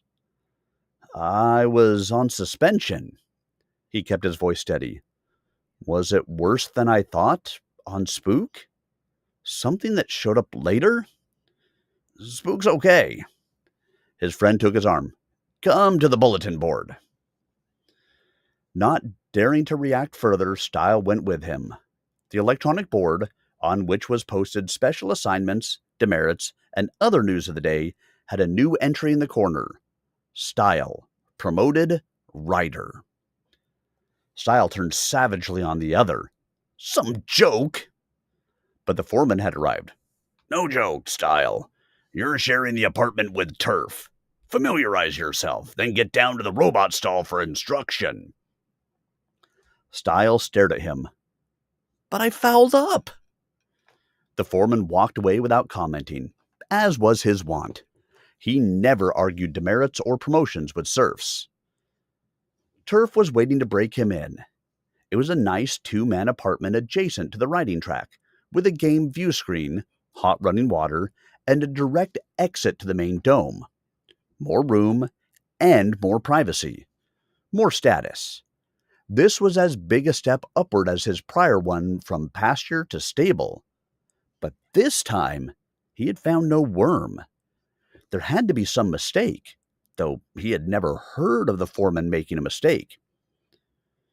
"You sure came up suddenly, Stile," Turf said. He was an okay guy. Stile had interacted with him on occasion, walk-cooling horses Turf had ridden, and liked him. "How'd you do it?"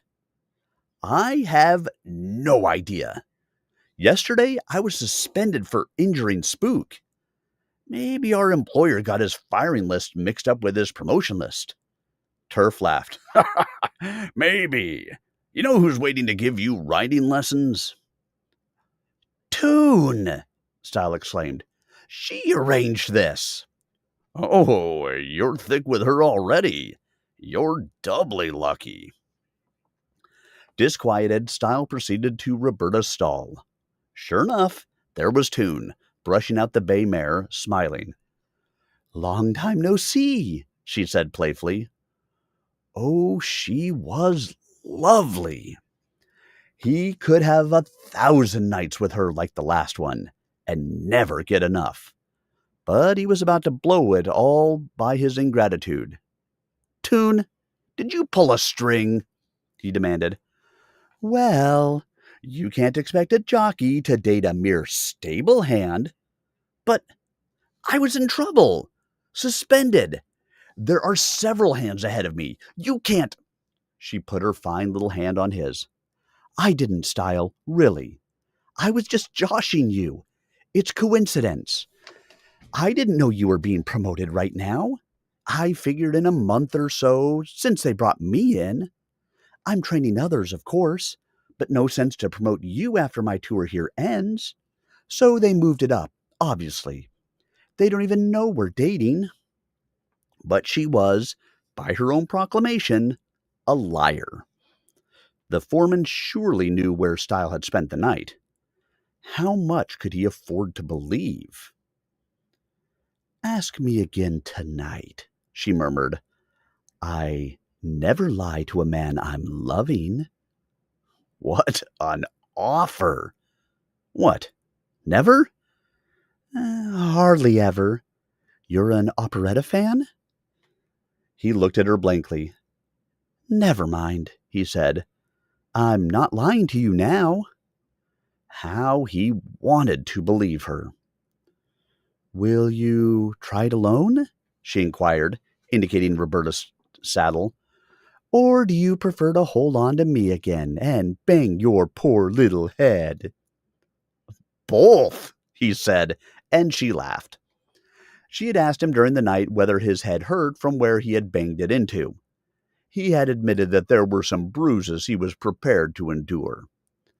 She had him mount, more successfully this time, and showed him how to direct the robot. Then she took him out on the track. Very quickly, he got the hang of it. "Don't get cocky now, sorehead," she warned. "Roberta is a horse of no surprises. A flesh horse can be another matter. Wait till they put you on Spook." "Spook?" he cried, alarmed. He had daydreamed of exactly this, but the prospect of the reality scared him. She laughed again. She was a creature of fun and laughter. It made her body move pleasantly, and it endeared her to those she worked with. "How should I know whom you'll ride? But we'll get you competent first. A bad rider can ruin a good horse." Yes, the citizen wouldn't be very pleased if a surf fell on his head and splattered dirty gray brains on a clean horse. It was a good lesson, and he returned to his new apartment exhilarated, only to discover more trouble. The foreman was waiting for him. "There is a challenge to your promotion. We have been summoned to the citizen." "We? I can believe there was a foul-up with me. That will now be corrected." Though he had begun to hope that somehow this new life was real. Even braced for it as he was, this correction was hard to take. "But how do you relate? Wasn't your fault." The foreman merely took his elbow and guided him forward. This summons was evidently too urgent to allow time for physical preparation. Stile tried to smooth his hair with his hand and to rub off stray rimes of dirt on his legs from the riding. He felt appropriately naked. In moments, they entered a transport tunnel, took a private capsule, and zoomed through the darkness away from the farm. It seemed the citizen was not at his farmside apartment at this hour. "Now, don't stare. Keep cool," the foreman told him. The foreman himself was sweating. That made Stile quite nervous, for the foreman was normally a man of iron. There must be quite serious trouble brewing. Yet why hadn't they simply revoked Stile's promotion without fuss? They debouched at a hammam. Stile felt the foreman's nudge and realized he was indeed staring. He stopped that, but still the environment was awesome. The hammam was a public bath in the classic Arabian mode. A number of citizens preferred this style because the golden age of Arabian culture back on Earth had been remarkably affluent. Islam had had its golden age, while Christianity had its dark ages. For the ruling classes, at any rate, the color of the age had never had much significance for the common man. Poverty was eternal. Thus, there was a mosque-type architecture, and turban headdresses, exotic dancing, and the hammam. This one was evidently shared by a number of citizens. It was not that any one of them could not have afforded it alone. Rather, citizens tended to specialize in areas of interest or expertise, and an Arabian specialist had a touch that others could hardly match. Stile's employer had a touch with fine horses. Another might have a touch with desert flora. Here, one had a touch with the hammam. On occasion, other citizens wished to ride the horses, and were invariably treated with utmost respect. The hammam was by nature a social institution, and a citizen could only socialize properly with other citizens. So they had to share. There were many rooms here, clean and hot and steamy, with many serfs bearing towels, brushes, ointments, and assorted edibles and beverages. One large room resembled a swimming pool, but the water was bubbly hot and richly colored and scented, almost like soup.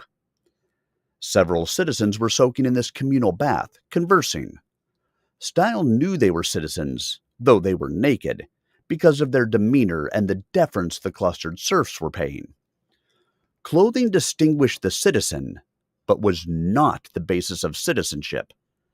A citizen could go naked if he chose, and sacrifice none of his dignity or power. Nevertheless, some wore jewelry. They came to a smaller pool. Here, Stile's employer soaked. 6 extraordinarily voluptuous young women were attending him, rubbing oils into his skin, polishing his fingernails, even grooming his privates, which were supremely unaroused. An older man was doing the citizen's hair, meticulously, moving neatly with the citizen to keep the lather from his face. "Sir," the foreman said respectfully. The citizen took no notice. The girls continued their labors. Stile and the foreman stood where they were, at attention. Stile was conscious again of the grime on him, from his recent writing lesson. What a contrast he was to these premises and all the people associated with them. Several minutes passed. Stile noted that the citizen had filled out slightly in the past year, but remained a healthy and youngish-looking man. He had fair muscular development, suggesting regular exercise, and obviously he did not overeat. Or if he did, he stayed with non-nutritive staples. His hair looked white, but that was the effect of the lather. His pubic region was black. It was strange seeing a citizen in the same detail as a serf. 2 more men entered the chamber. One was Billy, the roving security guard for the farm. The other was Bourbon. "Sir," Billy said. Now the citizen nodded slightly to the foreman. "Be at ease," the foreman said to the others. Stile, Billy, and Bourbon relaxed marginally. The citizen's eyes nicked to Bourbon. "Elucidate your protest." Bourbon, in obvious awe of his employer, swallowed and spoke. "Sir, I was passed over for promotion in favor of Stile here, when I have seniority and a better record." The citizen's eyes flicked coldly to the foreman. "You promoted Stile. Justify this." The foreman had promoted him? Stile had not been aware that the man had such power. He had thought the foreman's authority ended with discipline, record-keeping, and perhaps a recommendation of candidates. The citizen might have gotten mixed up, not paying full attention to the details of serf management, but the foreman should never have erred like this. He was the one who had suspended Stile, after all. "Sir," the foreman said, ill at ease with himself, "it is my considered judgment that Stile is the proper man to fill the present need. I prefer to have him trained on the robot horse, which will only be with us 3 months. The citizen's eyes flicked back to Bourbon. "You are aware that the foreman exists to serve my interests. He is not bound by guidelines of seniority or record. It is his prerogative and mandate to place the proper personnel in the proper slots. I do not permit this of him.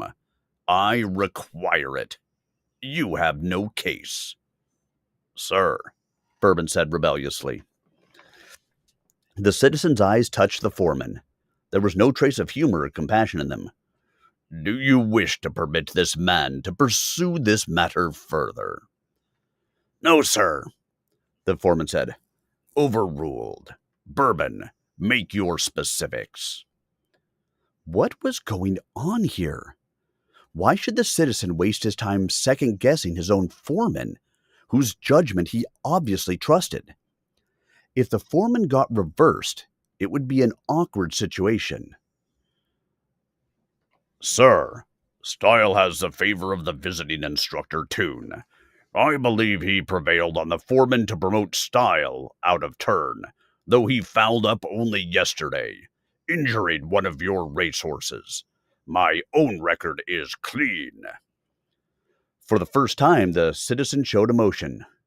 Injured my horse. Which one? Spook, sir.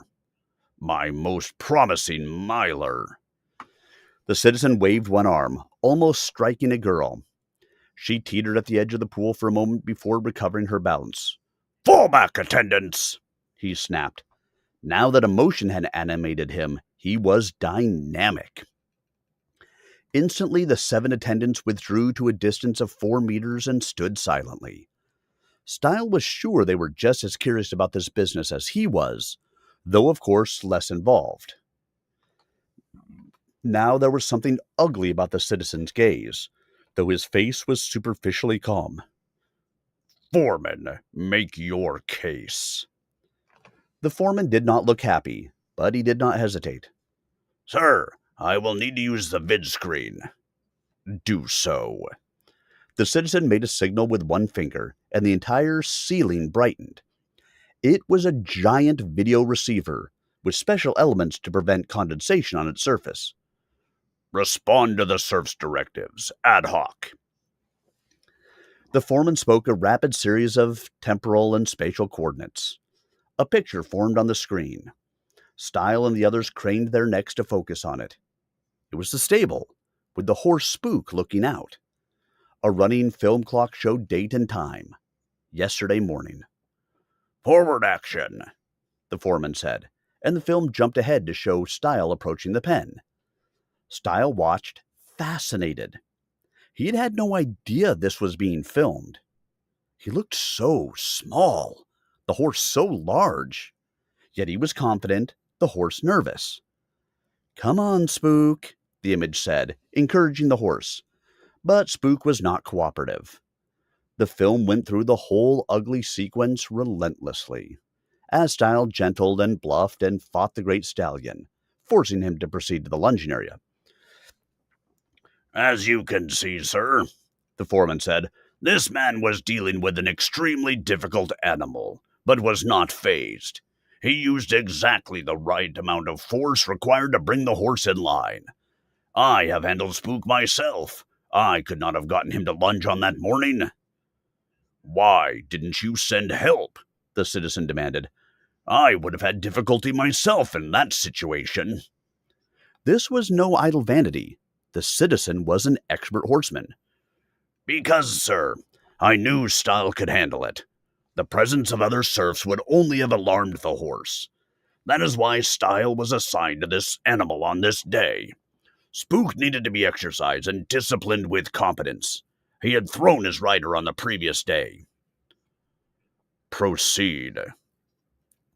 Under the foreman's direction, the scene now shifted to Pepper's stall. Pepper showed no nervousness as Bourbon approached, but he laid back his ears as he recognized the stable hand. Bourbon brought him out roughly, slapping him unnecessarily, but the horse behaved well enough. This man, sir, was handling a docile animal brusquely, the foreman said. This is typical of his manner. It is not a fault in itself, as some animals do respond to unsubtle treatment. But had he been assigned to exercise Spook? Point made, the citizen said, nodding.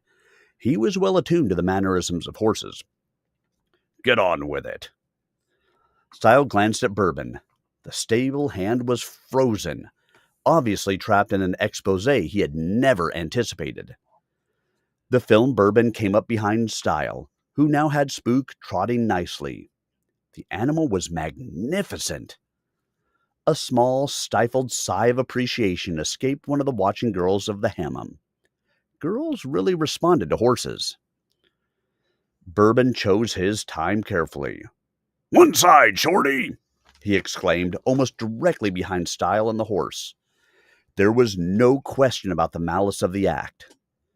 Spook spooked. The rest followed. Enough film, the citizen said, and the ceiling screen died. What remedial action did you take? Sir, Stile reported the injury to his horse. I gave him 3 demerits and a 1-day suspension. He made no issue. I felt that his competence and discretion qualified him best for the position, so I promoted him. I am aware that he had an acquaintance with the lady trainer, but this was not a factor in my decision. The other. Bourbon did not report the injury to his horse. I felt it more important to preserve the privacy of my observations than to make an overt issue. I passed him over for promotion, but did not suspend him, since the injury to the horse in this charge was minor. There are no minor injuries to horses, the citizen cried, red-faced. Veins stood out on his neck, and lather dripped unnoticed across his cheek. He would have presented a comical figure, were he not a citizen. You are rebuked for negligence.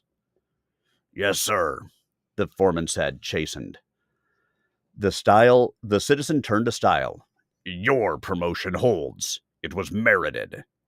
He turned to Bourbon, the cold eyes swiveling like the sights of a rifle. You are fired. When a serf was fired for cause, he was finished on planet Proton. No other citizen would hire him, and in 10 days, his tenure would be aborted. Bourbon was through, and Stile had learned a lesson of an unexpected nature. He had been going with Toon 3 months, the happiest time of his life, studying fencing and writing and music and love, when abruptly she said, I've got to tell you, Stile, my second fault. I'm short on time. My tenure's over. He said unbelievingly. I started at age 10. You didn't think I got to be a jockey overnight, did you? My term is up in 6 months. I'm sorry I hid that from you, but I did warn you how I lied. I'll go with you, he exclaimed with the passion of youth. She squeezed his hand. Don't be foolish. I like you, Stile, but I don't love you. Outside, you'd be 21 and I'll be 29. And no rejuve medicine. You can do better than that, lover. He thought he loved her, but he knew she was right. Knew he could not throw away 17 years of remaining tenure for a woman who was older than he and only liked him. The game, he cried. You must enter the tourney. Win more tenure. That's why I'm telling you now, Stile. This year's tourney begins tomorrow, and I'll be in it. I am on rung 5 of the age 29 ladder, by the slick of my teeth. My tenure ends the moment I lose a game. So, this is our last night together. But you might win. You're a dreamer. You might win when your time comes. You're a natural animal, beautifully skilled. That's why I wanted you, first time I saw you. I love fine animals. I was strongly tempted not even to try the tourney, so as to be assured of my final 6 months with you. You must try. Yes, it's futile, but I must take at least one shot at the moon, though it cost me 6 months of you. What a way to put it! Stile was torn by the horrors of her choice. Yet it was the type of choice that came to every serf in the last year of tenure, and would one day come to him. I know you'll be a better jockey than I was. You'll win your races, and be famous. I wanted a piece of you, so I took it, by means of the lie of my remaining time here. I'm not proud. You gave me the best things of my life. She looked down at her breasts. A couple of them, maybe. I hope so. Anyway, it's sweet of you to say so, sorehead. Your life has only begun. If I have helped show you the way, then I'm glad. I won't have to feel so guilty. Never feel guilty, he exclaimed. Oh, guilt can be great stuff. Add savior to life. But the spark was not in her humor now. They made love quickly, because he did not want to tire her out right before the tournament. But with inspired passion, he felt guilty for letting her go, and she was right. It did add a certain obscure quality to the experience. Next day, she entered the tourney, and in her first match, made a try on the grid for music, and got trapped in dance instead. She was gone. Stile pursued his musical studies relentlessly, driven by his waning guilt and love of her memory. Gradually, that love transferred itself to the music and became a permanent part of him. He knew he would never be a master musician, but he was a good one. He did enjoy the various instruments, especially the keyboard harmonica. 3 years later, the foreman's tenure expired. Stile, you're good enough to qualify for my job, He said in a rare moment of private candor. You're young yet, but capable and honest, and you have the unique touch with the horses. But there is one thing. My size, Stile said immediately. I don't judge by that, but there are others. I understand. I will never be a leader. Not directly, but for you there is a fine alternative. You can be promoted to jockey, and from there your skill can take you to the heights of fame available to a serf. I believe this is as good a life as anyone not a citizen can have on Proton. Yes. Stile found himself choked up about the foreman's departure, but could not find any appropriate way to express this. You. There's one last job I have for you. A tough one, and how you acquit yourself may determine the issue. I am recommending you for immediate promotion to jockey, but the citizen will decide. Do not disappoint me. I won't, Stile said. I just want to say. But the foreman was holding out his hand for parting. Thank you, Stile said simply. They shook hands, and the foreman departed quickly. The job was to bring Spook back from another dome.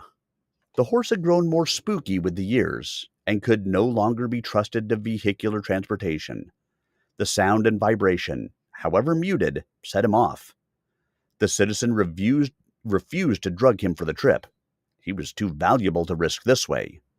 Spook had won a number of races, and the citizen wanted him back on the farm for stud. So Spook had to be brought home on foot. This could be difficult, for there were no walk passages suitable for horses, and the outer surface of the planet was rough. Stile planned carefully. He ordered maps of the region and studied them assiduously. Then he ordered a surface suit, complete with SCOBA unit, self-contained outside breathing apparatus, and a gyro monocycle, an all-band transceiver, and an information watch. He was not about to get himself lost or isolated on the inhospitable Proton surface. That surface was amazingly rugged once he was on it. There were mountain ranges to the north and south, the northern ones white with what little water this world had in Free State, as snow. There was the winding channel of a long-dead river, and a region of deep fissures, as if an earthquake had aborted in mid-motion. He guided his monocycle carefully, counterbalancing with his body when its motion sent it into twists of procession. Incorrectly handled, these machines could dump a man in a hurry, since the procession operated at right angles to the force applied. He located the most dangerous traps for a nervous horse, plotted a course well clear of them. Spook would be upset enough, wearing an equine face mask for his breathing and protection of his eyes and ears. Any additional challenges could be disastrous, which was, of course, why Stile was the one who had to take him through. No one else could do it safely. Stile took his time, calling in regular reports and making up his route map. This was really a puzzle. Find the most direct route that avoided all hazards. He had to think in equine terms, for Spook could spook at a mere patch of colored sand while trotting blithely into a dead-end canyon. Only when he was quite certain he had the best route did Stile report to the dome where Spook was stabled. He was confident now that he could bring the horse across in good order. It was not merely that his success would probably facilitate his promotion. He liked Spook. The horse had, in his fashion, been responsible for Stile's last promotion. When he arrived at that dome, he found a gram awaiting him. It was from off-planet, the first he had had since his parents moved out. Stile. Am married now. Named son after you. Hope you found yours. Tune. He was glad for her, though her loss hurt with sudden poignancy. 3 months together, 3 years apart. He could not claim his world had ended, yet he had not found another girl he liked as well, and suspected he never would. He found himself humming a melody. He had done that a lot in the first raw months of loss, and it had coalesced into a nervous habit he did not really try to cure. Music would always remind him of her, and he would always pursue it in memory of those 3 wonderful months. So, she had named her son after him. She had not conceived by him, of course. No one conceived involuntarily on Proton. It was just her way of telling him how much their brief connection had meant to her. She had surely had many other lovers, and not borrowed from their names for this occasion. She said she had lied to him, but actually she had made possible an experience he would never have traded. Brevity did not mean inconsequence.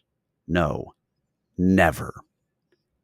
Thank you, Tune, he murmured.